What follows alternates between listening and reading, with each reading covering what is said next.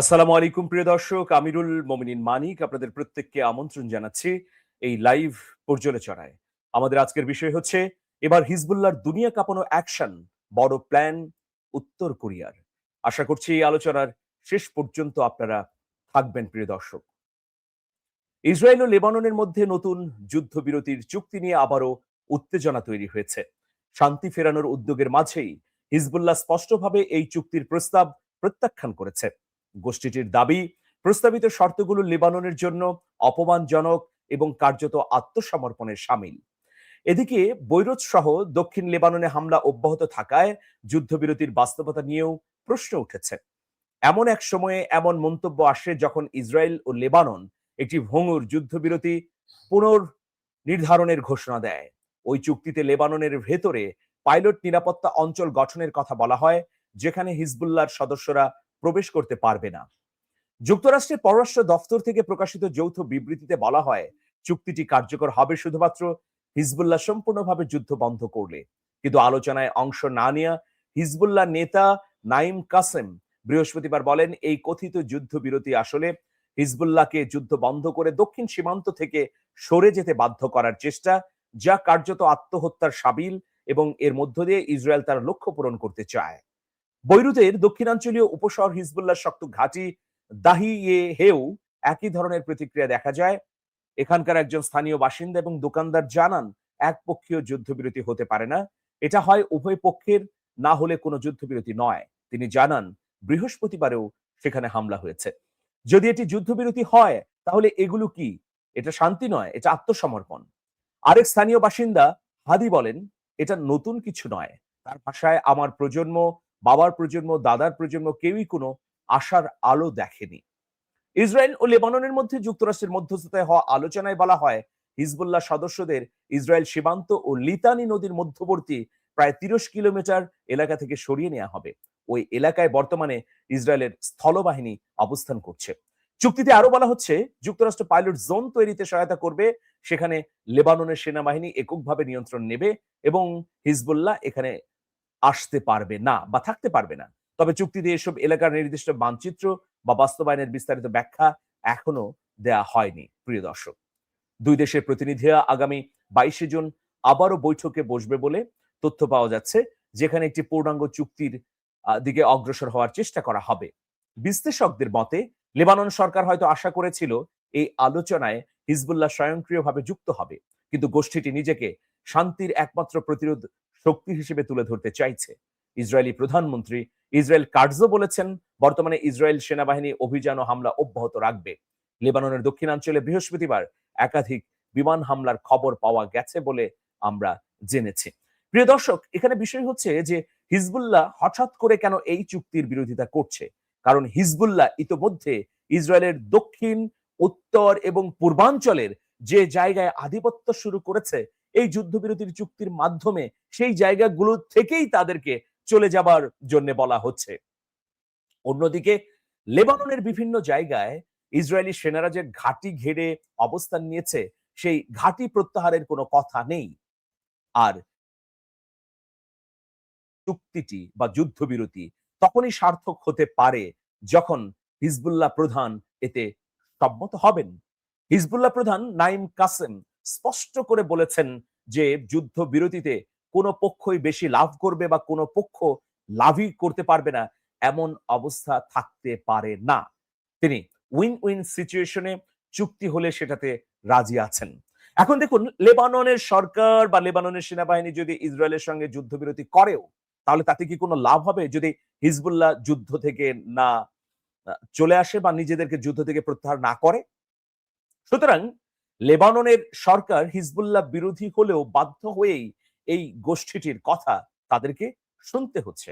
আর Hezbollah যেভাবে চিন্তা করছে, এটা হচ্ছে ন্যায্যতার ভিত্তিতে। হিজবুল্লাহ হঠাৎ করেই এত শক্তিমত্তা অর্জন করলো যে ইসরায়েল এবং লেবাননের বাইরে গিয়ে তারা এখন হুঙ্কার দিচ্ছে যে আমরা এই রকম এর পেছনে কয়েকটি কারণ রয়েছে। প্রথম কারণ হচ্ছে যে হিজবুল্লাহ হিসেবে আমরা যাকে বলি, হিজবুল্লাহর প্রধান পৃষ্ঠপোষক কে? ইরান। ইতিমধ্যে ইরান দুর্দমনীয় শক্তিমত্তা অর্জন করেছে। 40 দিনের যুদ্ধে কার্যত বিজয়ী হয়েছে ইরান। ফলে তাদের সাহসিকতা, অনড় মানসিকতা এবং যুদ্ধের পারঙ্গমতা আরো বেড়ে গেছে। হিজবুল্লাহকে সবাই বলে ইরানের প্রক্সি অ্যালাই। এই সময়ের মধ্যে ইরানের কাছ থেকেও ব্যাপক সামরিক সহযোগিতা পেয়েছে সংস্থাটি। সুতরাং এই গোষ্ঠীটির এখন যে গতি প্রকৃতি, যুদ্ধের মানসিকতা এবং ইসরায়েলকে ঠেকিয়ে দেওয়ার চিন্তা, সেটা তখনই বন্ধ হতে পারে যখন একটা ন্যায্যতার ভিত্তিতে চুক্তির প্রস্তাব উপস্থাপিত হবে। দর্শক দেখুন, ইতোমধ্যে ইসরায়েল কেন এরকম যুদ্ধবিরতিতে রাজি হচ্ছে? এর পেছনেও তো একটা কারণ আছে। এর পেছনে একমাত্র কারণ হচ্ছে হিজবুল্লাহর অব্যাহত সফল হামলা। ইসরায়েলের দক্ষিণাঞ্চল, উত্তরাঞ্চলে সীমান্তবর্তী অঞ্চলগুলোতে ইসরায়েলি সেনাদের একের পর এক পর্যদস্ত করে হিজবুল্লাহ দুঃসাহসিক অভিযান পরিচালনা করছে। কোন কোন ক্ষেত্রে ইসরায়েলের সীমানার ভেতরে গিয়ে আঘাত করছে। এক একটি আঘাত সুনির্দিষ্ট লক্ষ্যবস্তুতে সফলভাবে আক্রমণ করতে সম্ভব হচ্ছে। তো এগুলো কেন হচ্ছে? কারণ ইতোমধ্যে হিজবুল্লাহর সক্ষমতা বেড়েছে। ইতোমধ্যে হিজবুল্লাহর হাতে এমন এমন অস্ত্র এসেছে যেটা অকল্পনীয় ব্যাপার। ফলে যুদ্ধক্ষেত্রে সাফল্য অর্জন করছে হিজবুল্লাহ। হিজবুল্লাহর সাহসিকতা বেড়েছে। হিজবুল্লাহ মনে করছে যে এভাবে যদি তারা প্রতিরোধ যুদ্ধ চালিয়ে যেতে পারে তাহলে মাথা নত করতে বাধ্য হবে ইসরায়েল। সুতরাং আগামী দিনে আরো এমন এমন অ্যাকশন দেখতে পাবো হিজবুল্লাহর তরফ থেকে যাতে চমকে উঠতে পারে বিশ্ব। এবং বলা হচ্ছে, পেন্টাগনের বিশ্লেষকরা বলছেন যে হিজবুল্লাহ এমন শক্তিমত্তা অর্জন করেছে যে এখন ইসরায়েলকে তারা থোড়াই কেয়ার করে না, যেটা গত এক দশক আগেও ছিল না। যাই হোক প্রিয় দর্শক, এই যখন খবর, তখন উত্তর কোরিয়ার সর্বোচ্চ নেতা কিম জং উন তিনি পশ্চিমা বিশ্বকে থ্রেট দিয়েছেন সরাসরি। নতুন অস্ত্রমানের পারমাণবিক উপাদান উৎপাদনকারী একটি স্থাপনা পরিদর্শন করে উত্তর কোরিয়ার নেতা কিম জং উন ঘোষণা দিয়েছেন দেশটির পারমাণবিক শক্তি জ্যামিতিক হারে বৃদ্ধি করা হবে। উত্তর কোরিয়ার রাষ্ট্রীয় সংবাদ মাধ্যম কোরিয়ান সেন্ট্রাল নিউজ এজেন্সি বৃহস্পতিবার এই তথ্য জানিয়েছে। কিম জং উন দাবি করেছেন গত 5 বছরে উত্তর কোরিয়া অস্ত্রমানের পারমাণবিক উপাদান উৎপাদনের সক্ষমতা দ্বিগুণেরও বেশি বাড়িয়েছে। তিনি বলেন, নতুন কারখানাটি দেশটির পারমাণবিক প্রতিরোধ ক্ষমতাকে আরো শক্তিশালী করবে এবং দীর্ঘমেয়াদী কৌশলগত লক্ষ্য অর্জনে গুরুত্বপূর্ণ ভূমিকা পালন করবে। উত্তর কোরিয়ার পারমাণবিক কর্মসূচি সম্প্রসারণের এই পদক্ষেপ একটি 5 বছর মেয়াদী পরিকল্পনার অংশ।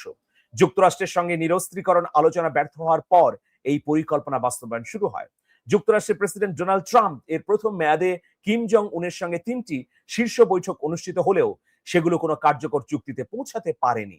নতুন পারমাণবিক স্থাপনার খবর এমন সময়ে সামনে এলো যখন ওয়াশিংটন যুক্তরাষ্ট্র, ইসরায়েল ও ইরানের মধ্যে কয়েক মাস ধরে চলা উত্তেজনা ও সংঘাত প্রশমনের চেষ্টা করছে।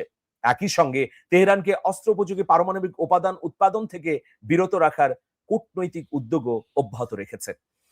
পারমাণবিক অস্ত্র তৈরির উপাদান মানে কি? একটু সহজভাবে বলি, ইউরেনিয়াম সমৃদ্ধকরণ। তো ইউরেনিয়াম সমৃদ্ধকরণের নতুন স্থাপনা তৈরি করেছে উত্তর কোরিয়া, কারখানা এটা বলা যায়। গত মার্চে প্রকাশিত যুক্তরাষ্ট্রের কংগ্রেশনাল রিসার্চ সার্ভিসের এক প্রতিবেদনে বলা হয়েছে উত্তর কোরিয়ার কাছে সর্বোচ্চ 90টি পারমাণবিক ওয়ারহেড তৈরির মতো উপাদান থাকতে পারে। এর মধ্যে 50টি ওয়ারহেড ইতিমধ্যে তৈরি করা হয়েছে বলে ধারণা করা হচ্ছে।